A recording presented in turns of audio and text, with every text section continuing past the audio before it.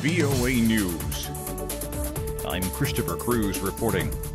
Federal prosecutors have unsealed two separate indictments against China's Huawei Technologies, its chief financial officer, and several affiliates for financial fraud and theft of American intellectual property.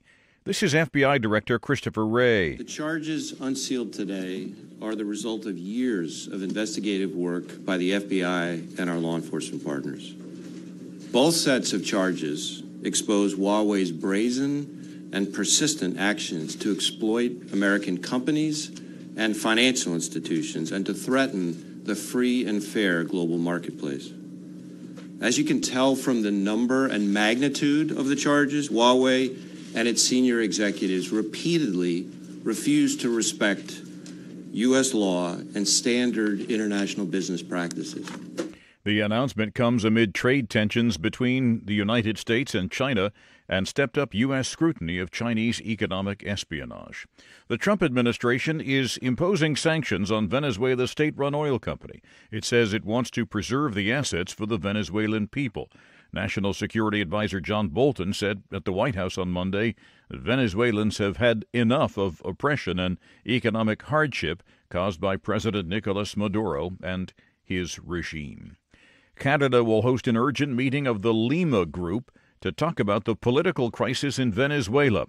The group includes Canada and 13 Latin American countries. It will convene on February 4th in Ottawa to discuss how to support opposition leader Juan Guaido, who declared himself interim leader of Venezuela despite disputed President Nicolas Maduro's victory in 2018 elections.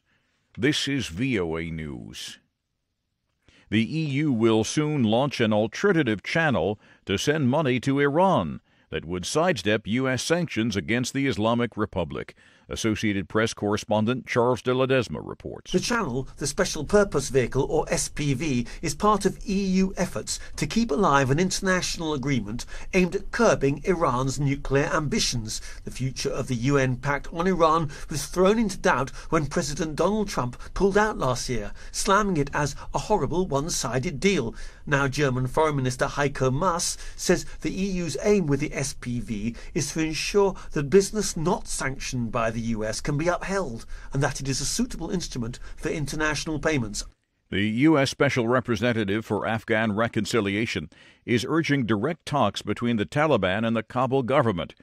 Zalmay Khalilzad told the New York Times that he was confirming details in a draft peace deal aimed at ending the 17-year-long conflict in the country. He said in Kabul that the deal framework would have to be fleshed out before it becomes an agreement, but he stressed that Taliban have committed to do what is necessary that would prevent Afghanistan from ever becoming a platform for international terrorist groups or individuals. Turkey's foreign minister on Monday met with a UN judicial expert investigating the murder of Saudi journalist Jamal Khashoggi. The investigator will be in Turkey until Saturday for a series of meetings, including one with Istanbul's chief prosecutor. Hundreds of thousands of American government workers returned to work on Monday after almost 5 weeks of being home. But some of them fear another shutdown could happen. Associated Press correspondent Ben Thomas reports. President Trump puts the odds of congressional negotiators crafting a deal to end the standoff over a border wall at less than 50-50. Trump tells the Wall Street Journal he really doesn't think they'll strike a deal he'd accept, and he's pledging to build a wall either way, using executive powers to declare a national emergency if necessary. Asked whether he thought the president was willing to go through a second shutdown, acting White House Chief of Staff Mick Mulvaney told CBS's Face the Nation, "Yeah, I think he actually is." The spending bill Trump signed Friday funds the shuttered agencies only until February 15th. Facebook says it's tightening up requirements for political ads in the European Union ahead of bloc-wide elections scheduled for the spring. It's the latest effort by the company to fight misinformation on its platforms. The rules it imposed are similar to those the company put in place last year in the United States, Britain, and Brazil.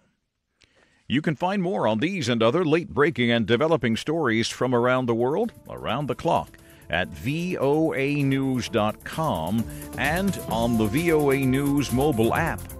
I'm Christopher Cruz. VOA News.